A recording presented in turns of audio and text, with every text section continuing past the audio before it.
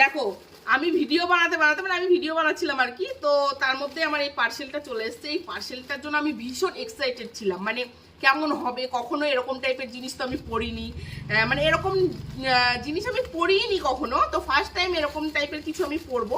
তো সেটা ভাবলাম তোমাদের সাথে একটু শেয়ার করে নিই, যদিও এগুলো সবই পুজোর জন্য কিনে রাখছি আমি। তো ও কালারটা তো দারুণ লাগছে, দেখি কি যে হবে আমি বুঝতে পারছি না, কেমন হবে আমি সেটাও জানি না,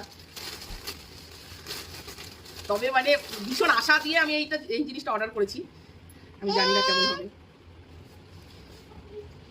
ব্লাউজ মানে আমি এতটা ভাবিনি যে এতটা সুন্দর আসবে ব্লাউজটা, মানে জাস্ট আমি মুগ্ধ হয়ে গেলাম দেখে।